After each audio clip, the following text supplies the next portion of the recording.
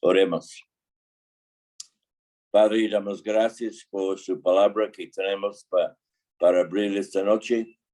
Damos gracias que por medio de ella podemos crecer espiritualmente y conocer más de ti. Ayúdanos, Señor, para aprender las lecciones que este salmo tiene para nosotros. Y damos gracias en el nombre precioso tuyo. Amén. Este salmo se titula Al músico principal sobre no destruyas, Mictam de David. La frase no destruyas puede referirse a la melodía, a la determinación de David de no destruir a Saúl o al ruego de David de que Dios no permitiera que lo destruyeran. Mictam indica algo dorado y que son salmos dorados. Algunos comentaristas dan un significado alternativo de Mictam, el de grabado. Un comentarista usó ese pensamiento para imaginarse a David escribiendo o rascando estos salmos en las paredes de sus cuevas de refugio. El significado correcto de la raíz de Mictam es grabar o acuñar un metal. Por tanto, significa un grabado o una escultura. Por lo tanto, en la Biblia Septuaginta se traduce Mictam como estilografía, una inscripción en una columna. Vemos que los dos versículos primeros, 1 y 2, son un discurso en contra de los gobernantes inicuos, un desafío a los jueces inicuos. Dice así: oh congregación, pronunciáis en verdad justicia, juzgáis rectamente, hijos de los hombres. Antes en el corazón maquináis iniquidades, hacéis pesar la violencia de vuestras manos en la tierra. Algunas traducciones, como la Nueva Versión Internacional, sigue una tradición de manuscritos diferentes y traducen congregación como gobernantes. Entonces, cuando dice oh congregación, eso oh gobernantes, pronunciáis en verdad justicia. Hay dudas acerca de la mejor manera de traducir el original aquí, dado como congregación. Tomando el texto como está, David desafía a aquellos líderes que deberían haberle defendido a él o a los otros inocentes, pero en cambio permanecieran en silencio.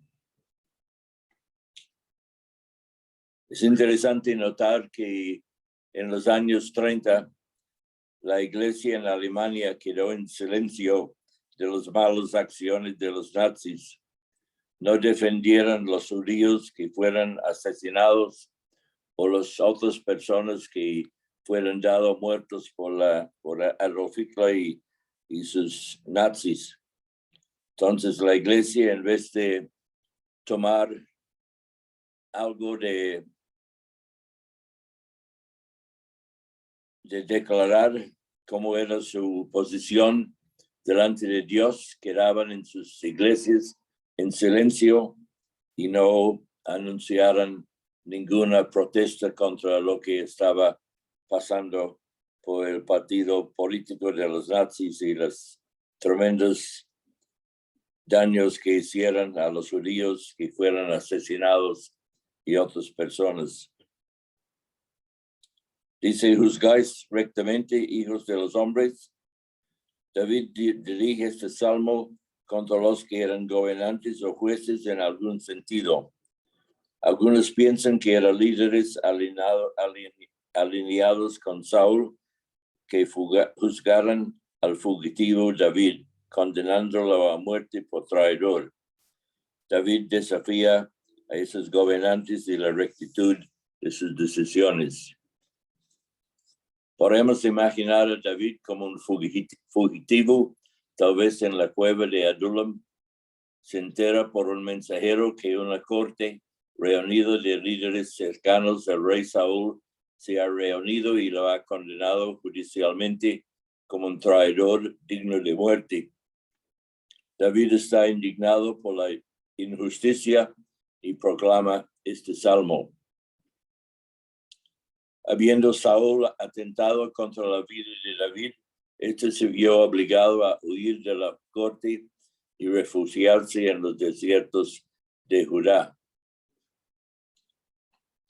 David estaba indignado por la corrupción, tal vez porque ahora sentía el aguijón de ella. Es interesante que es parte de la naturaleza humana no preocuparse mucho por el gobierno y la corrupción legal hasta que nos lastime personalmente. Eso fue el caso de la iglesia en Alemania en los años antes de la Segunda Guerra Mundial y durante el tiempo del reinado de los nazis. La expresión "oh" expresa asombro como ante algo poco creíble. ¿Puede ser así? ¿Es posible? ¿Estás realmente callado, tú cuyo oficio es hablar en nombre de Dios y contra los pecados de los hombres? El problema es que estos jueces no hablaban sobre el curso de acción correcta cuando se estaban planeando el mal. El versículo 2 dice, antes en el corazón maquináis iniquidades. Después de cuestionar las palabras y la justicia de sus enemigos, David examina sus intenciones y sus acciones. La intención de ellos era maquinar iniquidades y en sus acciones mostraban violencia en la tierra. El salmista no dice que tenía maldad en su corazón, pero la forjaron allí. El corazón es un taller por dentro, un taller subterráneo. Allí idearon, forjaron y martillaron sus perversos propósitos y los pusieron en acción.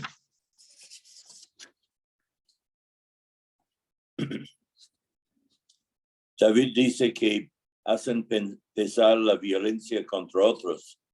Con cuidadosa reflexión y deliberación lo dan a conocer. Así como los jueces justos reflexionan sobre la ley, sopesan las pruebas y sopesan el caso, así los malvados dispensan la injusticia con malicia y premeditación sangre fría. Los versículos 3 a 5 son una descripción de los gobernantes inicuos.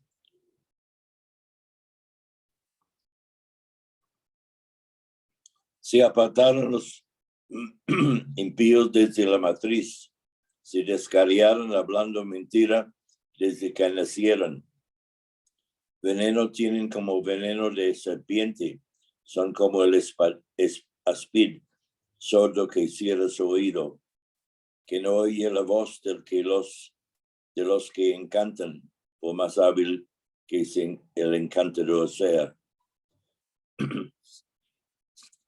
Dice así, se apartaron los impíos desde la matriz. David diagnostica el problema de los jueces, eran impíos desde la raíz en su naturaleza, desde que nacieron. David entendía esto de toda la humanidad, incluido él mismo. La descripción en los versículos 3 y siguientes está lo suficiente cerca de lo que se cita en Romanos 3:10 y siguientes para advertir al lector que se enfrenta a un espejo, no solo a un retrato. Romanos 3:10 dice, como está escrito, no hay justo ni aun uno.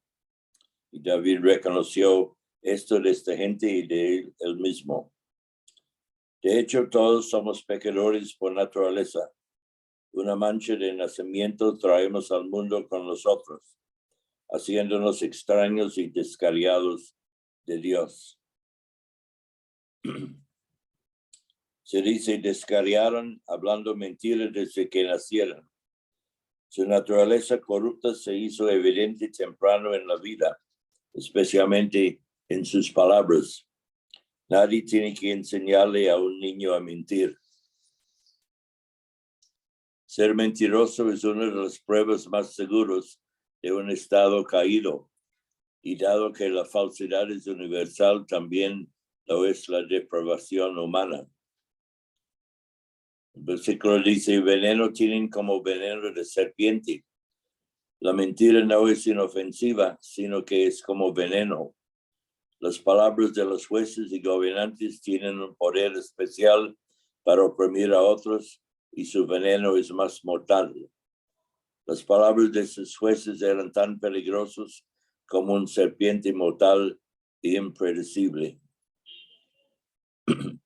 Por ejemplo, tenemos un ejemplo hoy en día en el gobierno del país de Irán, que están oprimiendo y ahorcando a los opositores para dar miedo al pueblo. Cuando murió una señorita hace varias semanas por falta de cubrir su cabeza con su velo, entonces esa mujer fue maltratada por los policías y murió, y mucha gente en el país se levantaron para protestar.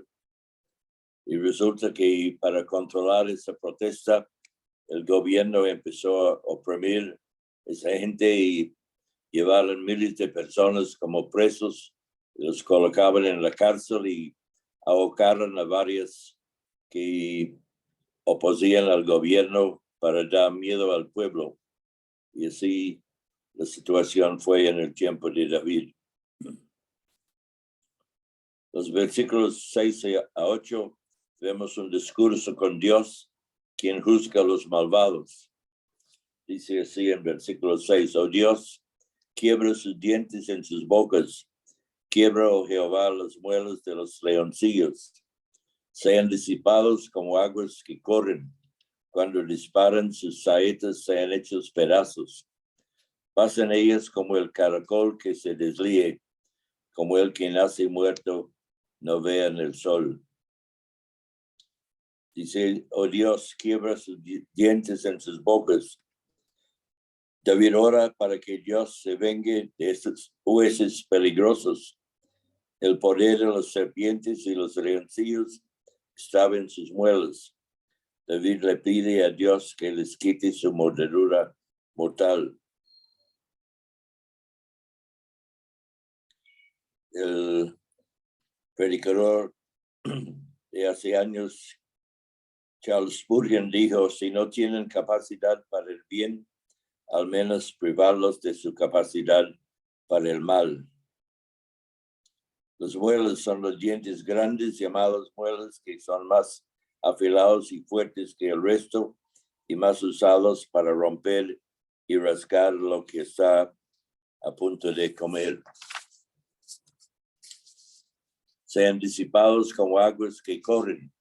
David pide a la rápida y completa dispersión de estos hombres y su poder. Pasen ellas como el caracol que se deslíe. Un caracol en realidad no se derrite mientras se mueve por el suelo, dejando atrás su rastro viscoso, pero parece que sí. Como el que nace muerto, como una imagen severa y sorprendente, David ora por la muerte de sus enemigos, o más bien porque nunca hubieran nacido para ver la luz del día. También Carlos Spurgeon dijo, su vida nunca llega a madurar, sus objetivos fracasan, su único logro es haber traído miseria a los demás y horror a ellos mismos. Hombres como Herodes, Judas, no habrían sido mejor para ellos, no habían nacido nunca. Pero para nosotros tenemos el Nuevo Testamento, y el Nuevo Testamento muestra cómo debemos responder a nuestros enemigos.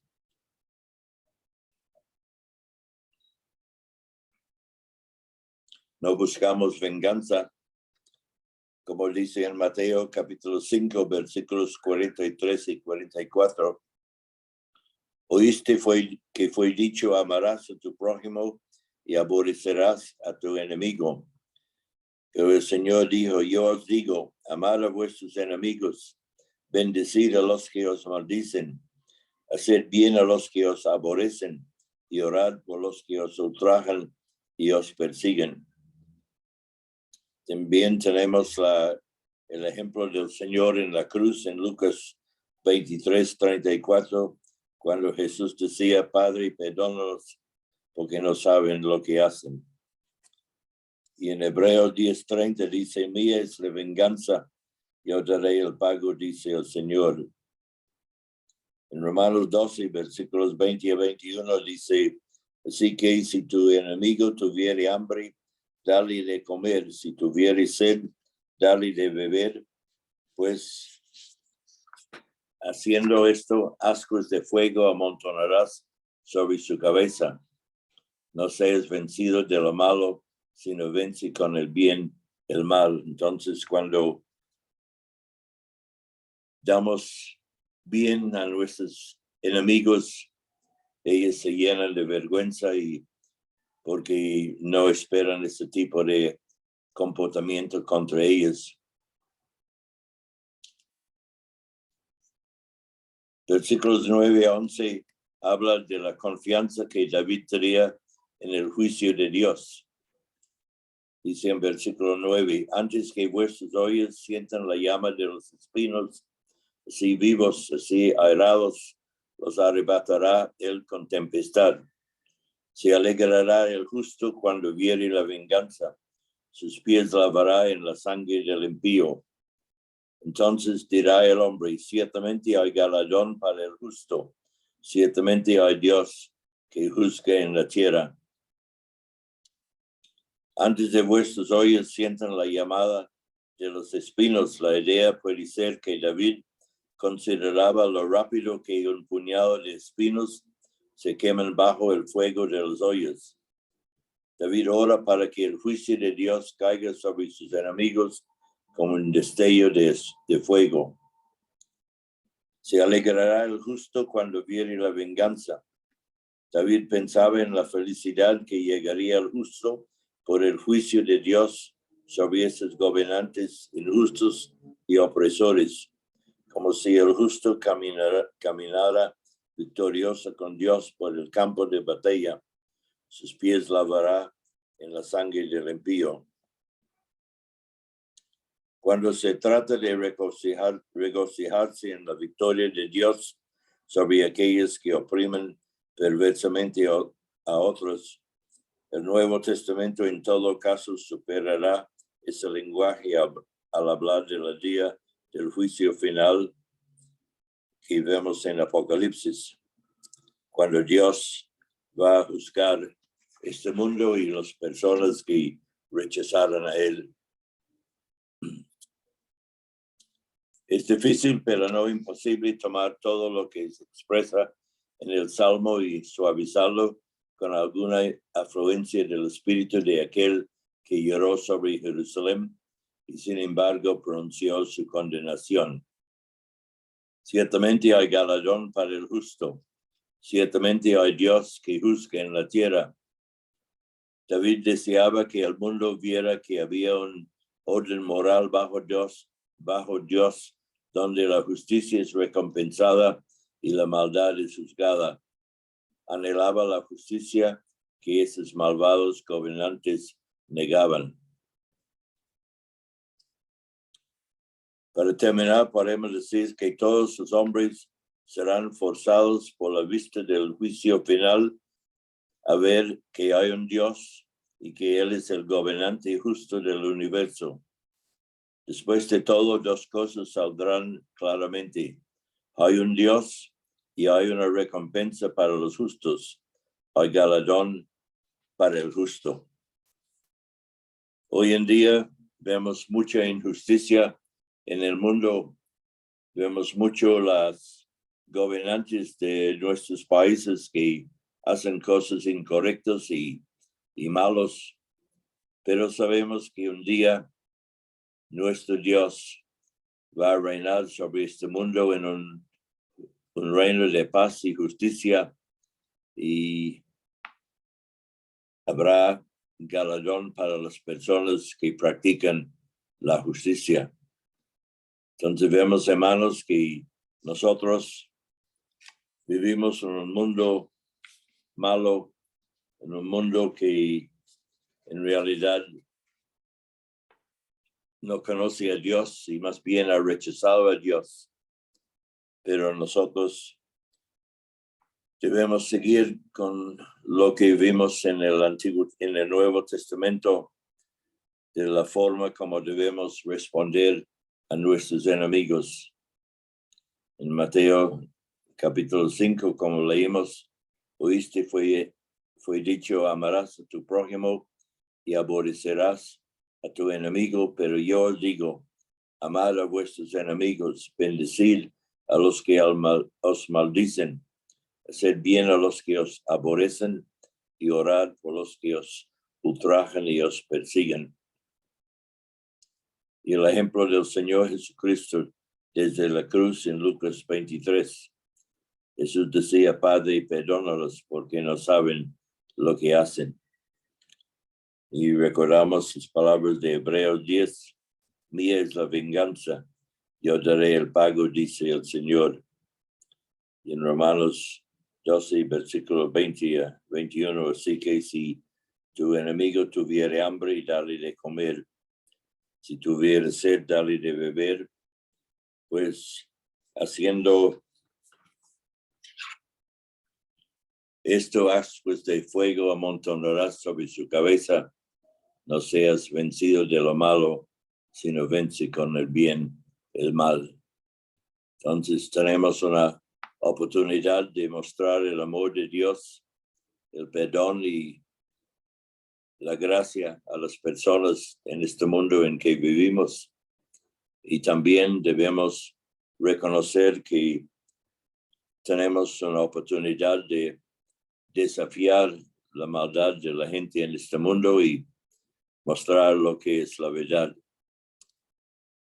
Entonces, hermanos, que no desanimemos mirando lo que pasa en el mundo, como seguramente David estaba un poquito desanimado a veces cuando sentía que todo el tiempo estaba siendo perseguido y buscado para ser matado, pero por fin tenía su confianza en el juicio de Dios, y así es que nosotros también sabemos que un día Dios va a reinar sobre este mundo en un reinado de paz y de justicia, y todo el mundo va a saber cómo es la verdadera paz y la verdadera justicia de Dios.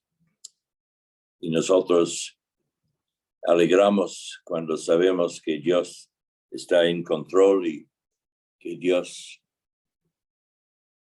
como dice en el versículo 11, ciertamente hay galardón para el justo, ciertamente hay Dios que juzga en la tierra. Y nosotros confiamos en ese Dios, un Dios de justicia, un Dios de paz, un Dios de amor, un Dios que hace las cosas bien, en contraste de lo que los jueces de este mundo los hacen. Entonces, hermanos, que el Señor les bendiga y les guarde y anime a seguir al Señor cada día, leyendo su palabra, confiando en el Señor y poniendo siempre su confianza en Él a pesar de lo que vemos en el mundo. Oremos. Padre, otra vez damos gracias por su palabra. Damos gracias que podemos escucharlo y conocerlo, y pedimos al Señor que tú abres a nuestros corazones porque por medio de lo que tú tienes escrito en esas palabras, en esas páginas de su Santa Biblia. Damos gracias que tenemos estos mensajes para animarnos y confiarnos en ti, Señor, y pedimos la bendición tuya sobre sus hermanos, sus hijos que están aquí en esta noche reunidos, y en otras partes del mundo también, Señor, que cada uno siente esta presencia tuya entre nosotros y que nuestros corazones sean levantados en sonido de alabanza y adoración, sabiendo que tú nos amas y tú estás en control de nuestras vidas. Pedimos la bendición tuya sobre los hermanos que no están en buena salud, que tienen problemas y dificultades, que tú les ayudes también en tener el descanso esta noche para que ellos puedan reposar en ti, Señor, y sabiendo que tú estás en control y no está descontrolado su vida, sino que tú estás controlando todo. Te alabamos, oh Señor, y damos gracias. En el nombre precioso tuyo. Amén. Amén. Amén. Amén. Amén. Muchas gracias, hermano Andrés. Gracias al Señor por su palabra. Quisiera hacer un anuncio antes de despedirnos. El último fin de semana de este mes de junio, empezando el 30 de junio en la noche, hay conferencia en Pereira.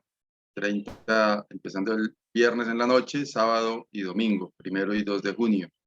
Si de pronto hay algún hermano, alguna hermana que está interesado en asistir, comuníquese conmigo porque pues yo voy a compartir uno de los temas allí.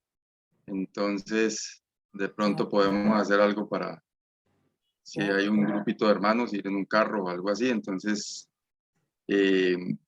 si tiene intención, comuníquese conmigo y miramos cómo organizamos el viaje. Eso era, hermanos, y feliz noche para todos. El Señor les bendiga. Gracias. Amén. Dios bendiga, hermanito. Dios les bendiga, hermano. Buenas noches. Chao. Muy buenas noches para todos, hermanos. Para Chao, todos, Dios hermanito. les bendiga. Dios les bendiga. Hola, hermano Miguel. Buenas noches, hermanos. Hermano Jairito, Dios les bendiga. Hermano Jorge, hermanos todos. ¿Cómo está? Hermano Íñigo, ¿Cómo qué está? buena verlo. Buenas noches, hermano Miguel. Señor les bendiga, Amén. hermanos. Dios les bendiga. Hermana Alicia, Adelí, ¿qué más? Chao. hermano Miguel, Hermana Rita, Dios les Muy bendiga. bueno. ¿Cómo está, hermano hermana? Íñigo. Hermano Íñigo. Mañana las damas tienen Dios les invitado bendiga. especial a la reunión, entonces todas invitadas las damas. Amén. Gracias, Amén. hermano. Amén. Dios mediante. Chao, chao a todos. Chao, Feliz hermano. noche. Hermano Íñigo, Gracias. gusto en saludarlo. Hermano, gracias, hermano. Chao, Dante. hermanito. Buenas noches. Au. Chao. Mm. Nos fuimos en 3, 2, 1 y chao, chao. Chao, chao.